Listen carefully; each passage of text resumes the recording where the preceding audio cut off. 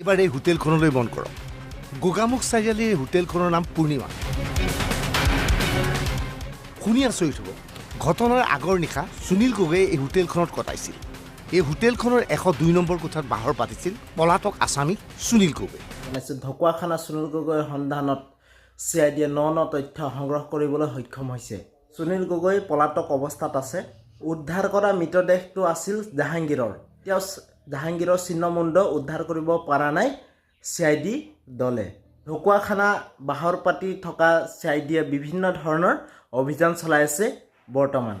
বৰ্তমান যিটো সুনীল গগৈৰ ইনফৰমেশ্যন পোৱাৰ মতে সুনীল গগৈ এতিয়া অৰুণাচলত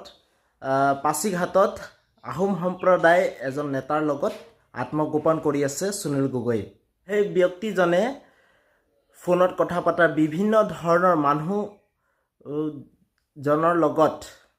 বিভিন্ন ধৰণৰ ব্যক্তিৰ লগত কথা পতাৰ চিআইডিয়ে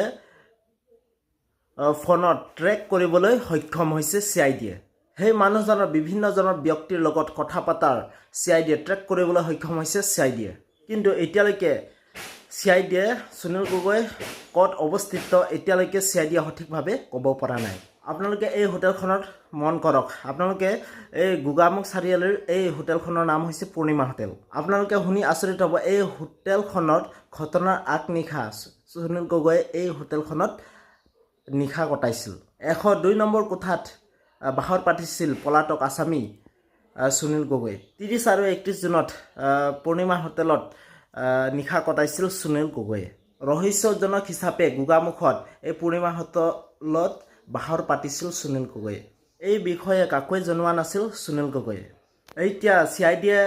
জেৰা চলাইছে সেই হোটেলখনৰ কৰ্মচাৰী আৰু সেই কৰ্মচাৰীয়ে সকলো কথা কৈছিল চিআইডি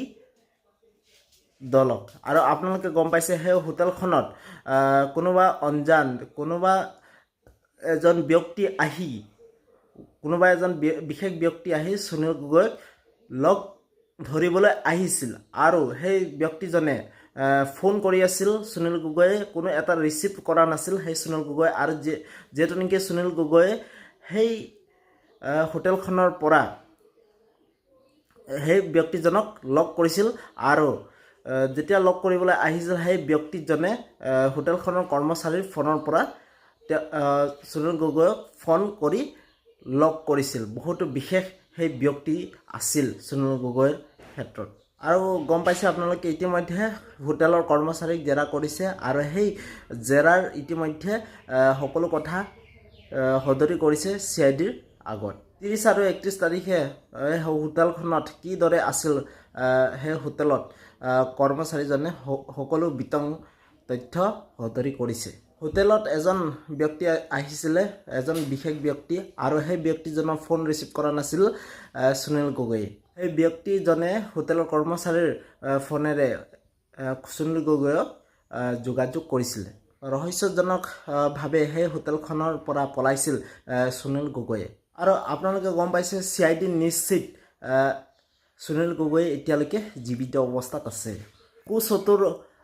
চতুৰালিৰে সুনীল গগৈ আত্মগোপন কৰিছে সুনীল গগৈ আৰু চিআইডি নিশ্চিত যে এতিয়াও সুনীল গগৈ জীয়াই আছে আৰু সুনীল গগৈ অৰুণাচলৰ পাছিঘাটত জীয়াই আছে